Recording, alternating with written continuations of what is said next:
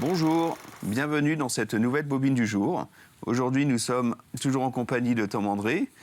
Bonjour Tom. Bonjour Hervé. La semaine dernière, vous nous avez parlé du collectif Il était une fois. Et cette semaine, nous allons parler plus en détail du long métrage que vous avez réalisé, L'île en péril. C'est bien ça. Donc L'île en péril, l'idée est venue quand à peu près? Alors l'idée c'était donc Paul-Henri, on en a parlé du coup la semaine dernière d'Hippopo sur l'île-dieu, un retraité qui nous a lancé l'idée. Son rêve c'était de faire un long métrage sur l'île-dieu d'aventure, inspiré de Tintin évidemment, suite au château qui aurait inspiré Hergé dans l'île Noire, au vieux château de l'île-dieu pardon. Et du coup voilà, on s'est lancé dans le projet, donc on lui a dit on va réaliser ce film, mais avec les moyens qu'on a, c'est-à-dire 0 €. Et voilà, notre but ça va être de créer un long métrage. Alors là, il va falloir trouver du monde, il va falloir trouver des bénévoles, parce qu'on est quand même parti qu'il y a 3 sur l'idée. Donc voilà, et voilà, sans argent. Et on a fait appel à plusieurs personnes. Au début, on a lancé une première campagne pour rechercher des figurants sur les réseaux sociaux. On a eu une demande folle. Voilà, on était d'ailleurs surpris nous-mêmes. Donc on a fait un petit casting à notre échelle pour récupérer les personnages avec le physique voilà, qu'on désirait, etc. Et voilà, et le projet s'est lancé comme ça. Et on a commencé les tournages en novembre 2019. Oui, alors vous avez parlé de Tintin. Est-ce qu'avec les éditions Boulinsart, ça a été un peu compliqué ou pas? Bien sûr. Donc au début, nous, on était vraiment partis sur un Tintin à l'île-dieu. Hein, donc on s'est fait claquer sur les doigts, pardon. Mais bon. Donc on a dû leur renvoyer en détail par mail les caractéristiques des personnages, les costumes et tout le scénario. Voilà, on a échangé avec eux. Et donc après, on a tout amélioré de façon à ce qu'on ne puisse pas réaliser un Tintin à l'île-dieu, car on n'avait pas le droit, vu que tous les droits d'Hergé sont gelés, on n'a pas le droit d'y toucher. Donc c'est pour ça qu'on a dû changer tout le film au fur et à mesure, etc. D'accord. Et vous avez parlé du début du tournage en novembre. Alors, si je me souviens bien, c'était prévu à Sion un jour où... Ouais, complètement. On a été énormément surpris. On a dû s'adapter à chaque fois. Donc, les premiers tournages ont été pas mal annulés à cause du mauvais temps. Et donc, voilà, donc, il y avait à Sion. On devait réaliser des scènes, mais il faisait tellement mauvais qu'on voilà, on n'a pas pu les faire. Également par bateau, on devait tourner, mais la mer était tellement déchaînée qu'on a dû annuler. Donc, au début, ça a été très, très, très compliqué de garder le cap. Mais on trouvait ça amusant. Et du coup, tout le monde était motivé. Donc, quand on a la motivation derrière, on continuait, on a dit allez, on va y arriver. Alors, par rapport au précédent sketch que vous avez fait, où c'était sur des 5 minutes, des 10 minutes, là, vous êtes passé... alors, je crois que le premier projet, c'était un 50 minutes, puis après, ça s'est étalé sur 1h20, quelque chose comme ça. Exactement, c'était ça. On était vraiment sur un court-métrage au début, hein. On ne voulait pas en faire un film. Et en fait, quand on a demandé nos premières autorisations et qu'on en a eu le droit à plusieurs derrière, on s'est dit, bah attends, on va pas s'arrêter là, on va faire un maximum de ce qu'on a envie. Donc c'est ce qu'on a fait. Puis on a été épaulé par un professionnel de l'image, Olivier Gadal, qui fait partie de l'association IAFIM sur l'île-dieu, qui était là pour nous épauler sur des tournages. Et également un professionnel du son, Nicolas Guittard, at Home Record, qui nous a fait créer toutes les musiques de films. Et tout ça bénévolement, ils ont fait un travail monstre et on les remerciera jamais assez pour le travail qu'ils ont fait. D'accord. Et le travail du scénario, du coup... du scénario, c'est Jonathan qui s'en est occupé, donc c'est lui qui a fait toute la partie écriture du film, et il a fait un travail énorme. Oui. Alors justement, le scénario, il faut vraiment le travailler du coup pour avoir quelque chose qui tienne la route sur 1h20. Mais complètement. Donc au début, on a écrit, donc je saurais plus vous dire le nombre de pages qu'il fait, on a écrit par chapitre. Et voilà, donc et au fur et à mesure, on a rajouté des scènes en plus. Voilà, pour avoir une cohérence tout au long d'un film, parce que c'est vrai qu'en 1h20, il faut qu'on ait quand même une suite logique, quoi. Et donc voilà, on a enchaîné comme ça. Et du coup, le pitch du film, c'est quoi? Alors c'est un riche investisseur du nom du maître Vipère, voilà, qui veut s'emparer du vieux château de l'île-dieu.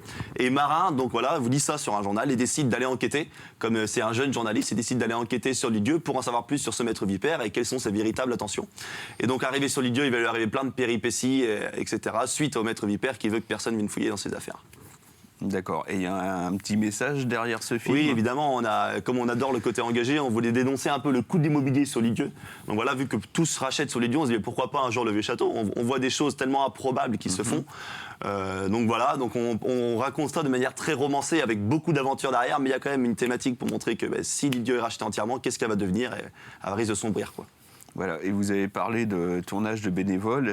Ouais. Est-ce que le financement derrière... Alors c'est ça, donc un film à 0 € de budget, donc tous les moyens qui ont été mis en place pour le film, dont le chien qui venait lui-même de la Véry, les propriétaires ont dû se déplacer à chaque fois, donc il y a l'autoroute, il y a le bateau, et l'hôtel, parce que des fois il fallait rester 2 jours sur place, donc ils ont dû payer un hôtel, etc. On avait d'autres figurants d'île-dieu, notamment Athanas qui joue le rôle du capitaine à bloc dans le film, qui a dû se déplacer, et encore d'autres. Et donc voilà, on s'est retrouvé à plus d'une centaine de bénévoles, à force de demander de l'aide à l'un, à l'autre, on s'est retrouvé avec une liste énorme. Et donc on s'est retrouvé à plus de 100 dans ce projet-là, et c'est ça qui est beau, et tout le monde a joué le jeu, mais à 100%. D'accord. Et puis du coup, ce film, il a été diffusé à Lisieux. Complètement. On a fait plusieurs diffusions sur Lisieux. On en a fait également en Vendée, donc que ce soit Chaland, Luçon, mais à la Bernerie en Ray, aux Herbiers. Et là, on va en avoir une, pas la Toussaint, au Cinéville de la Roche-sur-Yon. Voilà, je n'ai pas encore la date à vous donner, mais voilà. D'accord. Et parce que ce film, on peut le préciser, il a obtenu le visa du CNC. Oui, complètement. Et en plus de ça, on s'est retrouvé à faire une demande de visa qu'on n'aurait jamais pensé, voilà, pour que le film soit diffusé quand même un maximum dans le plus de cinéma possible. Et donc, pour faciliter sa diffusion, on a fait une demande de visa au CNC qu'on a eu maintenant il y a 3 mois. Je vous remercie Tom André, merci d'être venu parler de ce film. Chers téléspectateurs, je vous encourage à aller voir ce film.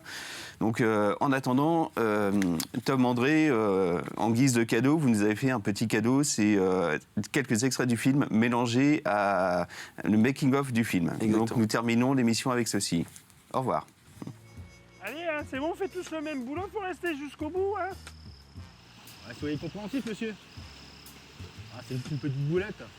Bon, dépêchez-vous, on n'a pas toute la nuit pour faire. Hein. Et il a raison, on n'a pas toute la nuit. Hein. Moi, je on y va. Hop.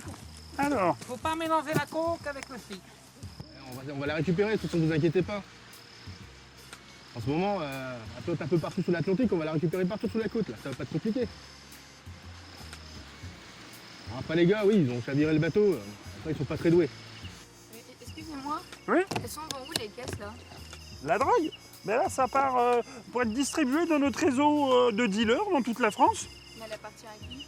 Ah, Maître Vipère, celui qui veut tout acheter sur l'île Dieu. Ah, le mec trop blindé? Ouais. Et pourquoi il fait ça? Ah ben on échange, il nous achète des bateaux et du matos, hein. Nous on lui prête des hommes et puis comme ça, ben, c'est eux qui font un peu la loi sur l'île et puis ben, ils empêchent les gens de fouiner dans ses affaires, quoi. Ah ouais, ok. Ah ben ouais, ben une fois qu'il aura acheté toute l'île Dieu, ben nous on aura carte blanche pour en faire notre territoire principal de production et de distribution de la drogue. Oh là là. Ouais, c'est un très beau projet. Oui, je veux ça. Mhm. Bon, après, je vous garantis, on va tout récupérer, faites pas confiance. Vous voulez faire passer un message au gars? Ok, ben je vais leur transmettre. Oh Gérard, Jean-Claude! Aboulé là! Ok d'accord, bon les filles on vous laisse terminer, vous surveillez les caisses. Hein. Pas de soucis.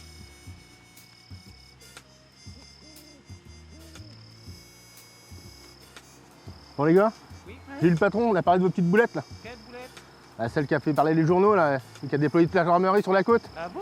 Oh ouais, ça va, tout ça pour une histoire de coke. C'est On que dalle. on va pas en faire des caisses. Hein.